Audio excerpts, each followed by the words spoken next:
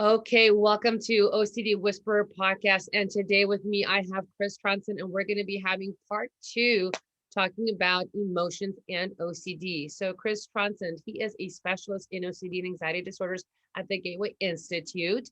He's also one of the three lead advocates for the International OCD Foundation. And also, he's part of the BDD Special Interest Group.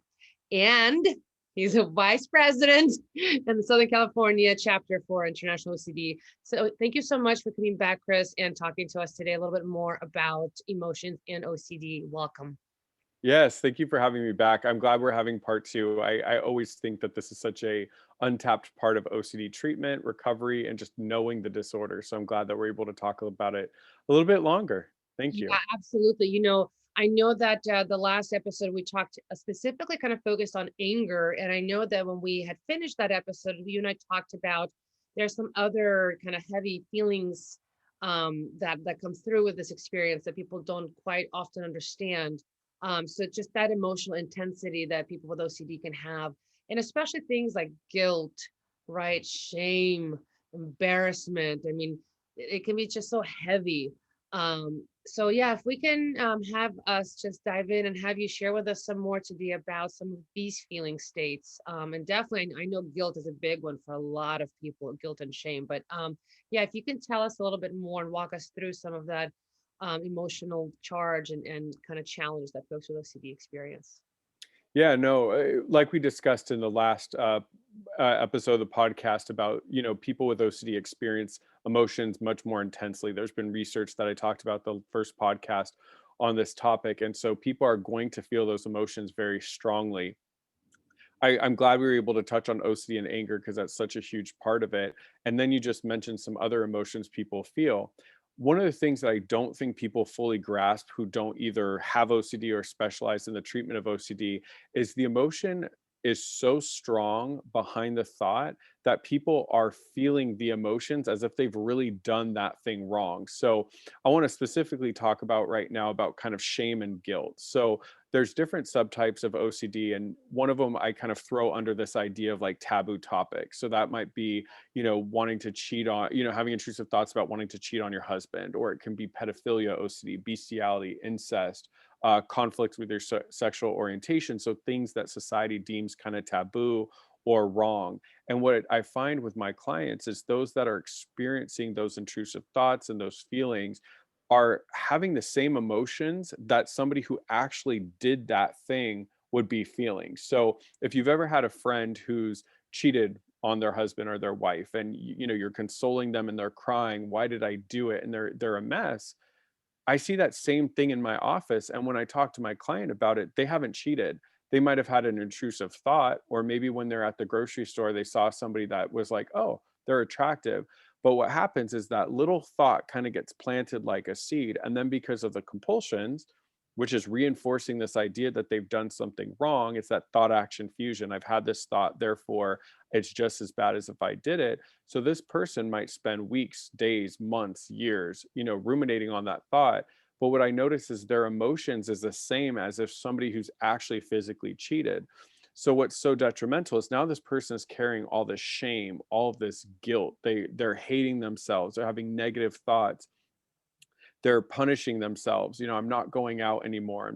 I'm not buying myself, this or that because I don't deserve it. So they're living as if they've done something horrific. And then what I even find is that, with somebody who's actually done the thing that they fear, their emotion might wax and wane. So somebody who's maybe cheated on their husband or, whatever kind of intrusive thought, they'll have moments that they're at the movies laughing, having a good time. But people with OCD feel as if they have to have that emotion for a consistent basis. And when I ask them, I'm like, okay, so somebody who's done something horrific with children, they or rape, let's say that one, they might go to jail for 8, 10, 15 years. How long do you plan on, punishing yourself because the emotions that you feel, that shame, that guilt, that disgust in yourself? Oh, well, I have to feel that way for life. So they're almost giving themselves a worse life sentence for something they haven't even done. But Mm. those emotions, those guilt and shame, those are some of the strongest emotions we have. That's why we have a whole justice system around it. And when people feel shame, they feel embarrassment and about themselves and who they are as a person. And so we see people with OCD living with that guilt and shame and owning it. And that's something that we have to deconstruct and separate in treatment, is we can't let the client compulse by owning these negative emotions and then therefore punishing themselves because of having those emotions and the thought or the feeling that kind of sparked that. Yeah, and as you're talking, I'm pretty sure this might be something that might be on whoever's listening on their mind. Um, the question of, well, what if, let's say there was something where the person maybe, okay, it wasn't rape, but let's say that they did make some mistake and they did actually, hurt a friend, or they did, maybe, I don't know, they drank too much and said something, or maybe they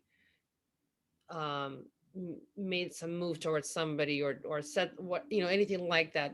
As humans, people make mistakes, but when people actually have done something, and would say, well, but I did do that thing, or I did say that thing, or I did hurt my friend, or I did, lose control over my feelings, and kind of, lost my mind for a minute and yelled and whatever, and now, like, oh my gosh, I feel terrible for that. What would you say about that?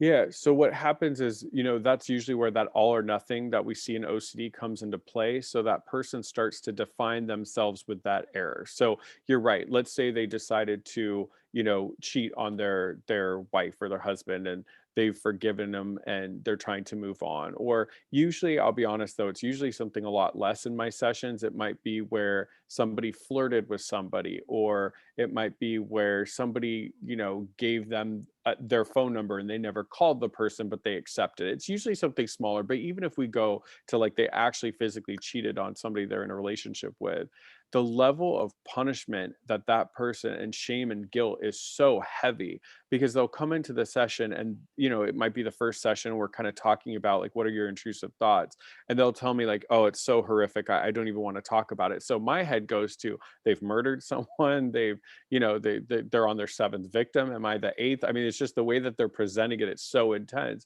And it's like, yeah, well, you know what, I kissed somebody else while I was in my relationship, and we were on a break, but still I kissed somebody.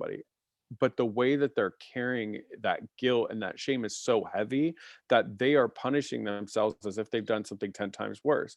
But also what's happening, where kind of like that disgust and hate comes in from themselves, those really strong negative emotions that have us be willing to do any compulsion, is it's that all or nothing component. They start to define their whole character, their whole value of a person, their whole worth, their whole moral fabric from that one incident. So they could have saved a village and donated money to 18 different families in need. They could have done all these amazing, incredible things, but they're completely discounting that positive. They are mentally kind of like filtering those good things out, and they're focusing on that one bad thing that they did, and they are punishing themselves daily for that. Whereas I recognize, like, we all are going to make mistakes, we need to learn from those mistakes, grow. How can I kind of apologize and make amends and then grow as a person and strengthen my character and prevent myself from making that same error? And that's what's so deadly about OCD, is that person never gets to that growth component. They're so fixated on that, and it's because of those heavy emotions that the person's feeling. It's foreign for them to think of going and moving forward and living their life. It's like they need to feel that self-hate, that self-punishment, and then that becomes the compulsion. Just every day, I don't deserve to be happy, I don't deserve to experience joy and other what we deem as positive emotions because of that poor choice that I made. Yeah, I mean, I think this is such a fascinating topic, and I think it's really true. And especially if you are if you're not treated, and if you're not even sure if it is OCD that you're dealing with, I think that's really where I see this really play out in ways that could be so detrimental. Because literally, you can burn through friendships, relationships, right? You could be, I mean, kind of all over the place and not even really fully grasp or understand what's happening to you, and definitely afterwards I could see how you could feel really terrible about yourself, because in the moment, maybe, okay, you're having a flare up, but you don't know what's going on, and then after you kind of cool down and you look again and you go, oh my god, what's going on with me? Like, am I losing my mind? Am I like going crazy? Or right? And I think, that's why it's so important to, get the right treatment and get the right diagnosis so that you can start to learn and understand this about yourself, and how does OCD manifest in your life specifically.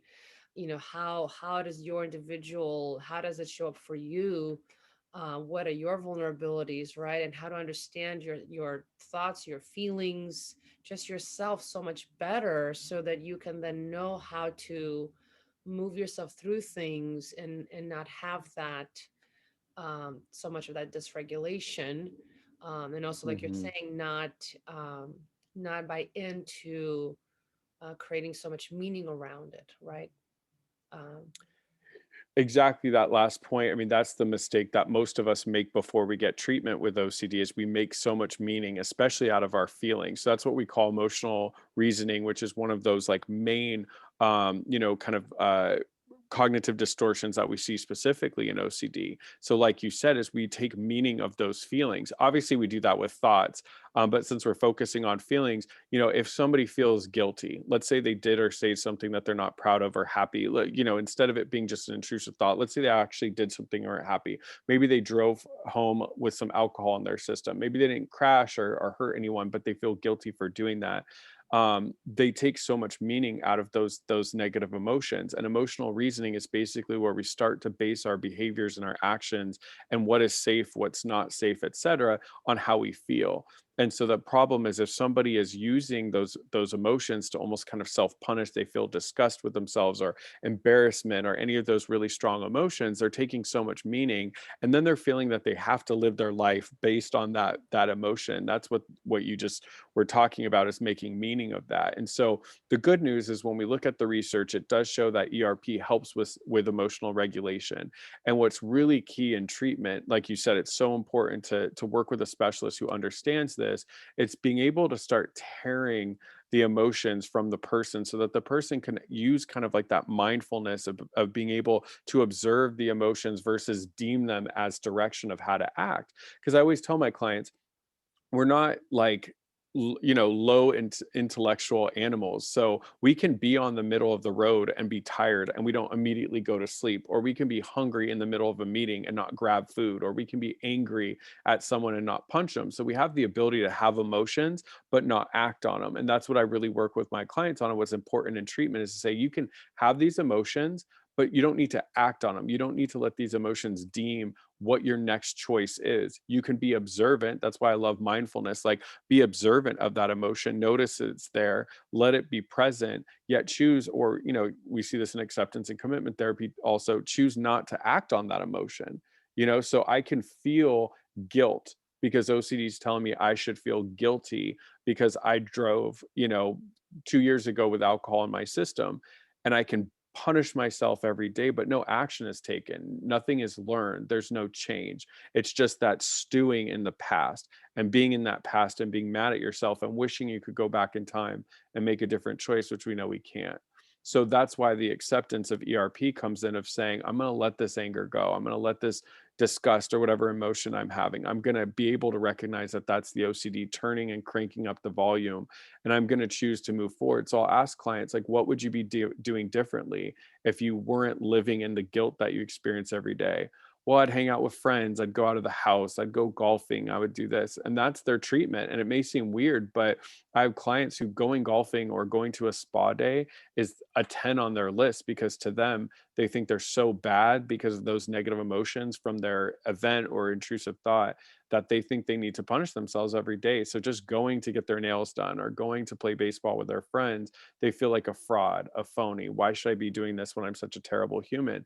But that's part of the treatment, is saying, look, you can be disappointed in a choice you made and still love you as a person and still grow and move forward. So this event or this choice doesn't define you as a person. It's one choice of thousands, if not millions, you'll make in a lifetime.